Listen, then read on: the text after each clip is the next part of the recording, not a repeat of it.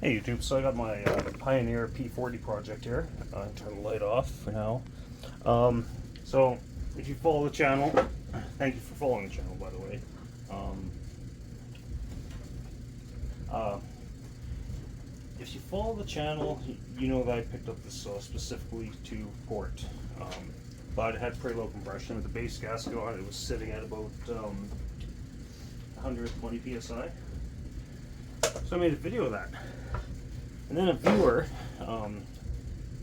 emailed me, the guy that lives down in southern Alberta here, which is, I mean, not too far away from me here. I'll zoom that out, zoom in frame. He said, "Oh, I got some piston rings."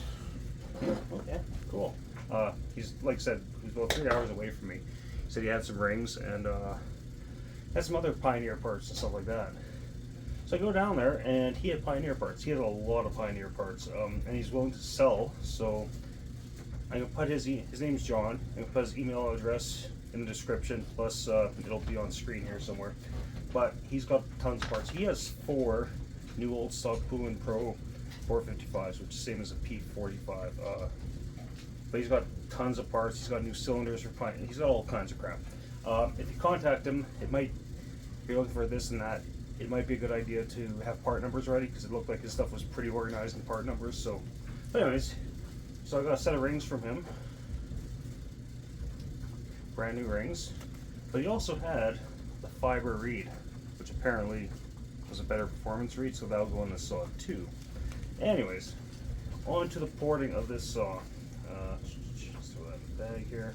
Don't want to lose these, but I think next time I go down there, I'm gonna get a shopping list ready, because he also had a bunch of these where are they? These A041 mount bars, which I kind of like, because they're what should be on like the Poolin Pros, and they're 3/8 sprocket on the front, so they're useful. But anyways, let's find some timing numbers on this bad boy. So no rings in it right now, because didn't think it was necessary.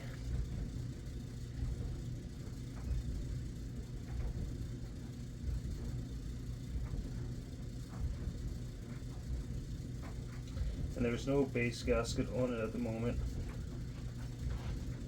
So the exhaust opens at 108. Let's check that again.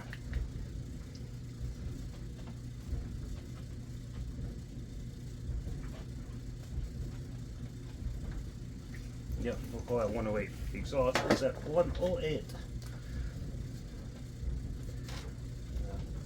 Pioneer P40. Exhaust is at 108. Let's check on those transfers, shall we? I actually messaged Aaron A. Lynch there this morning, because I was wondering if, well, grab another cylinder here, my spare cylinder. Camera, get my fat ass by.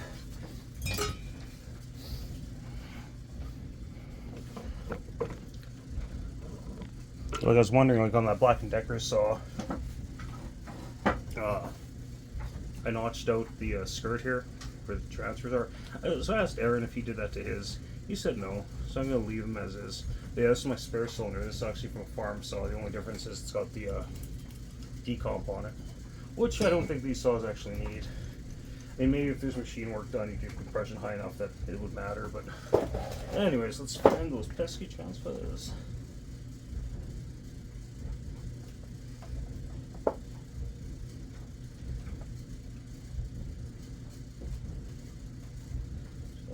So 55.6. So that'd be 30.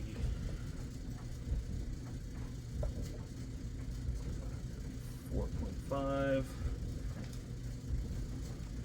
So 125.5 on the transfers, which would give us 17 degrees blowdown, which that's actually not a bad number, 17 degrees blowdown. But I am going to raise the exhaust roof slightly.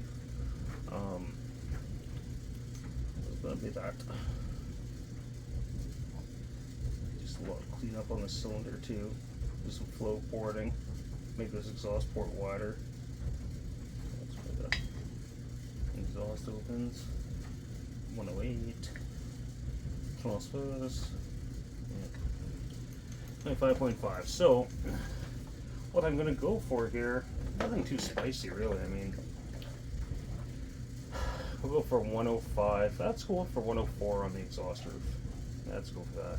Which that would add, this would give us 21 blowdown. Which I might leave that. I don't know. It's hard for me to get the upper transfers, so we might just leave that and we might end up with 21 degrees blowdown. Which, according to people like Charles Briscoe, that's not very much. So I think this would be a lot of flow porting and work on the exhaust on this thing. That's my big plan for it. I think that's all we'll need, hopefully.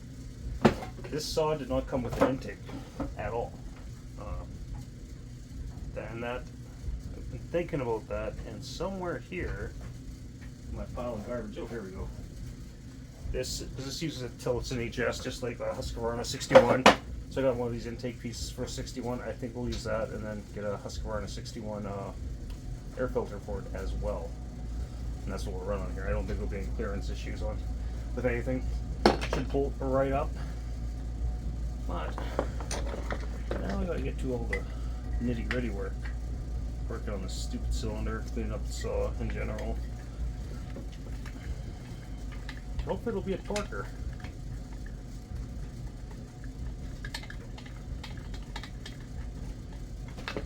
Hopefully I hit my numbers roughly where they should be. We get a hot rod. People love these things. I'm kind of indifferent at this point. They don't really wow me, but how it's like after I poured it. So it's still in there.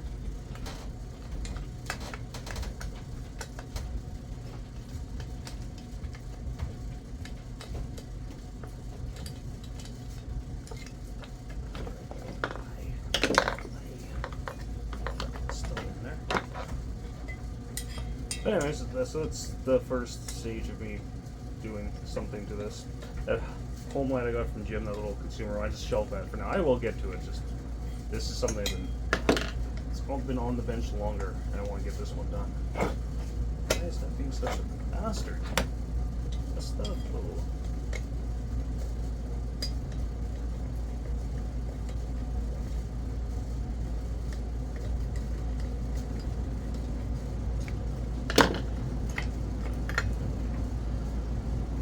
Okay, so yeah, that's it for today. I edited that video a bit. Anyways, take it easy. Bye. Hey, welcome back. Although there's probably nothing welcome back if you've been watching this video, because it's just an extension of that video. But I've done porting this saw, so we're gonna see where we're at.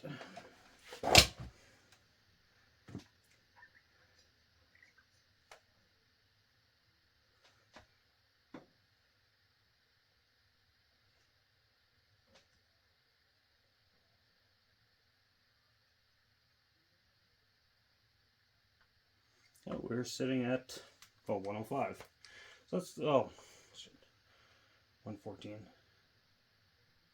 114.7. We're saying 114.7. So there's a 104.7. Oh, wait. So that's not too bad. I'm okay with that. 104.7. Okay, let's see where the transfers are. I also did flow porting to this, obviously. And this transfers are kind of staged, so first stage, the primaries,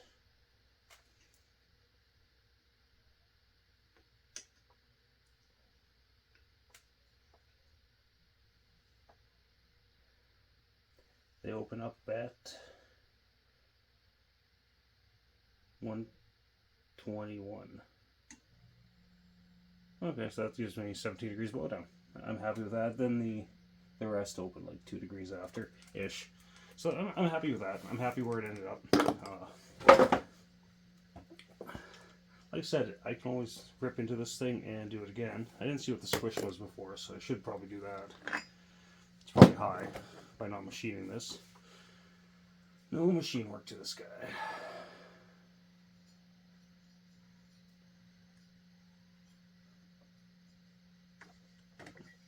I'm actually surprised. I half expected it not to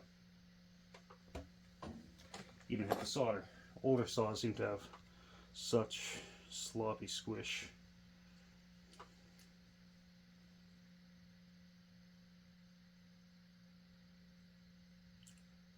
These things are so messed up.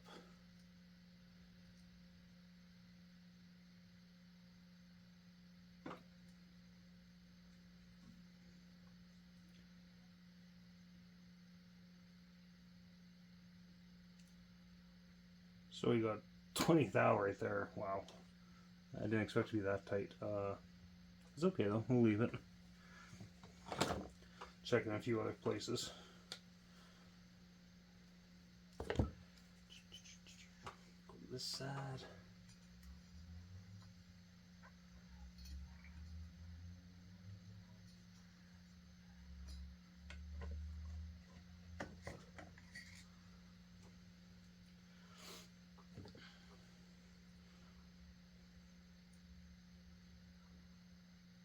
.23 thou. So I mean, our squish is gonna be right where we want it to be. I mean, a little tight on that first measurement, but it could also be these calipers. So we shall leave it as it is. That's it for today. I'm gonna assemble this, clean it up as I go. Take her easy. Okay, so this thing's all ported and put back together. Obviously, it's a farm saw side cover. This is a farm saw muffler. It actually doesn't fit this cylinder. The hole spacing on a farm saw cylinder is further apart. I mean, I thought it would be the same, but it's not. So, but I mean, apart from that, I'll find some bar studs. They're 5/16 fine, I'm assuming. It's set up for a Husqvarna and a 61 air filter. I might do something else because I have something in mind, but we'll see what happens. Not the prettiest saw, but hopefully she'll run. Carb kit obviously in it. Compression's decent now. But yeah, hopefully I'll have it running tomorrow. Take her easy. Bye.